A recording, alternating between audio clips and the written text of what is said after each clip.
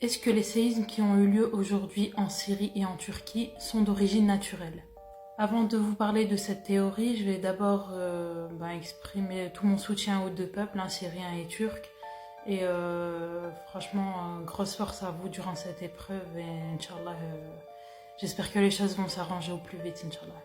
Alors pour commencer, c'est une théorie, peut-être qu'elle est fausse et peut-être qu'elle est vraie, mais la question qu'on va se poser, c'est à qui profitent les dégâts causés par ces séismes. Je ne sais pas si vous étiez au courant, mais en octobre, Vladimir Poutine et Tayyip Erdogan s'étaient mis d'accord pour créer un hub gazier en Turquie. Et on sait que les États-Unis s'opposent clairement à ce projet. Puisque le hasard fait bien les choses, le séisme a rompu des gazoducs en Turquie. La société Botaz a annoncé qu'elle avait suspendu l'approvisionnement de gaz naturel de plusieurs provinces, donc Gaziantep, Hatay et Kahramanmaraş. Désolé pour les erreurs de prononciation. Serait-ce une mise en garde ou une tentative tout simplement de ruiner le projet? Pour ceux qui pensent que je suis folle et que c'est impossible pour les hommes de créer des séismes, je vais vous prouver le contraire avec cette vidéo. Certains ont songé à dissiper préventivement la puissance des grands séismes en provoquant plusieurs petits.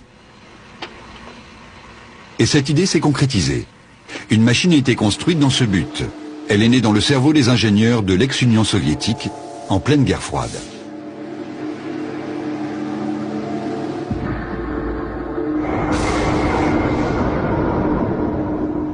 Conçue pour fournir une nouvelle source d'énergie, la machine à tremblement de terre avait la puissance d'un petit réacteur nucléaire. Les sismologues voulurent s'en servir pour mesurer l'épaisseur de la croûte terrestre. Le principe de cette expérience était le suivant.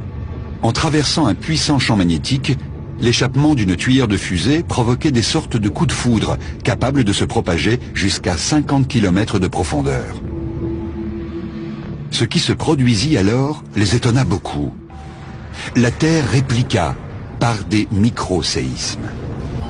De là à imaginer qu'en soulageant la pression accumulée sous la croûte terrestre, on pourrait éviter un grand séisme comme celui qui menace Istanbul, il n'y a qu'un pas qu'il ne faudrait pas franchir à la légère. Car si une telle machine était positionnée sur une faille tectonique, nul ne sait ce qui pourrait advenir. Peut-être une incontrôlable réaction en chaîne de tremblements de terre et de tsunamis dans le monde entier.